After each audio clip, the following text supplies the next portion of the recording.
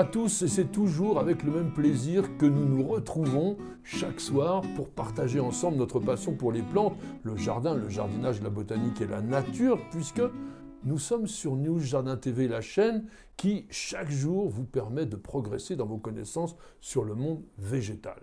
Et vous êtes ici dans notre véranda, soigneusement préparée, entretenue, bichonnée, arrosée, fertilisée par ma petite jardinière Nicole, qui se trouve aussi, comme toujours, derrière la caméra pour enregistrer toutes les images vidéo de cette émission et je la remercie tout particulièrement.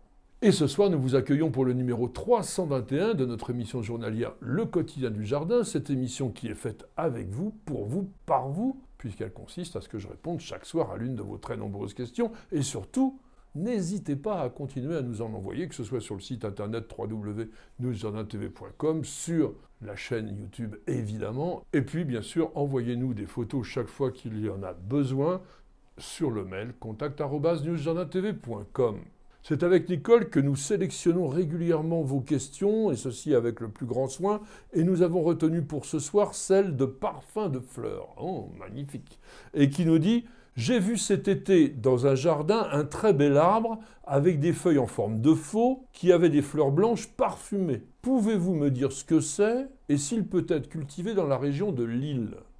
On aurait bien aimé quand même avoir quelques photos. Je vous ai dit, envoyez-nous-les par mail, parce que chaque fois que nous avons besoin d'identifier une plante, c'est pas toujours facile par la description. Toutefois, je pense quand même que nous avons affaire à Heptacodium mycanoides. Eh oui, feuilles en forme de faux, fleurs blanches, fin d'été, tout ça, ça correspond. Et Heptacodium mycanoides est un genre monotypique. Ça veut dire qu'il n'existe que cette espèce-là.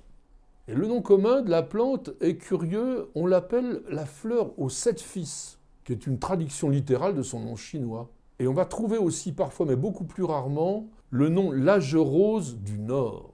Et le nom de genre Heptacodium, qui dérive du grec hepta, qui veut dire 7, et kodeia, qui désigne la capsule du coquelicot, est une allusion aux inflorescences qui semblent être composées de 7 structures qui ressemblent un peu à ces fructifications de coquelicots. Mais des observations approfondies réalisées par divers botanistes, britanniques pour la plupart, et américains, ont montré qu'en réalité les capitules sont constitués d'un anneau de 6 fleurs. Mais ces fleurs sont regroupées autour d'un bourgeon central, mais qui n'est pas un bouton floral. En réalité, qui est tout simplement la continuation de l'axe de l'inflorescence. Donc on a l'impression qu'il y a 7 fleurs, en réalité il n'y en a que 6. Quant au nom d'espèce, Myconioides, eh bien, il met en avant les similitudes de la disposition des nervures sur les feuilles avec celle d'une plante qui s'appelle Myconia clavescens, qui n'est pas du tout de la même famille, c'est les Mélastomacées. Et cet arbuste d'origine mexicaine compte aujourd'hui parmi les plantes envahissantes les plus problématiques au monde. Le genre monotypique Heptacodium mycanoides a été créé en 1916 par le botaniste américain d'origine allemande Alfred Reder. Et il a travaillé sur des échantillons qui avaient été collectés en juillet et en octobre 1907, et ceci pour l'Arnold Arboretum de l'université d'Harvard à Boston dans le Massachusetts, par le botaniste et collecteur de plantes britannique Ernest Henry Wilson. Il a découvert les plantes à 900 mètres d'altitude sur des falaises des montagnes Yingshanxiang qui sont situées dans le comté de Xingshan, à l'ouest de la province de Hubei, au centre de la Chine. Là, vous voyez où c'est. Et le nom commun de cet arbre, qui est fleur aux 7 fils, est tout simplement la traduction littérale de son nom chinois. Chinois qui dit Shizhua. Heptacodium mycanoides fait partie de la famille du chèvrefeuille, les caprifoliacées, qui, encore une fois, a été créé par M. Antoine-Laurent de Jussieu en 1789. Et c'est une plante qui pousse à la lisière des forêts, et souvent sur des falaises, là où il a été trouvé, et ceci entre 600 mètres et 1000 mètres d'altitude. Aujourd'hui, la plante est considérée comme rare dans son milieu naturel, parce que l'on ne connaît que 9 stations, 9 populations sauvages, et qui sont menacées malheureusement par une destruction progressive de leur habitat du fait de la pression démographique. Et on va pouvoir en trouver encore aujourd'hui, si vous allez vous promener en Chine, sur la montagne Tiantai, qui se trouve dans la province du Zhejiang. Et la plante est restée totalement inconnue en Europe jusqu'en 1980, après qu'une expédition botanique à la fois chinoise et américaine ait collecté des graines et les ait fait parvenir à l'Arnold Arboretum, où elles se sont avérées assez faciles à germer et les plantes très faciles aussi à cultiver. Désormais, Heptacodium mycanoides est cultivé pratiquement dans tous les pays du monde grâce aux horticulteurs et pépiniéristes qui le reproduisent régulièrement. Mais malheureusement, pour nous les jardiniers amateurs, il reste encore assez peu connu. Notre fleur aux 7 fils est un arbuste ou un petit arbre plutôt à feuilles caduques qui va mesurer entre 4 et 9 mètres de haut. Son écorce est beige clair et fine, mais petit à petit elle prend une texture papyracée, donc comme du papier, et elle va vieillir avec des nuances de jaune-brun et se desquamer surtout en bandes ou en feuillets. C'est très décoratif. Les branches sont d'abord dressées, puis elles s'étalent progressivement pour conférer à l'arbre une silhouette arrondie, mais souvent quand même un peu irrégulière. Et puis on va regarder les feuilles qui mesurent 8 à 10 cm de long, pas plus de 5-6 cm de large. Elles sont opposées, vert foncé, et à la base elles sont cordiformes, c'est-à-dire en forme de cœur. Et puis elles s'effilent progressivement, ce qui leur donne effectivement une sorte de forme de lame de faux, et elles ont les bords légèrement ondulés.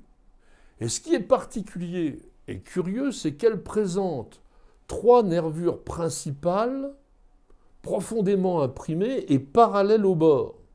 Et sur ces nervures principales viennent se greffer, si je puis dire, des nervures secondaires quasiment perpendiculaires et toutes parallèles les unes avec les autres.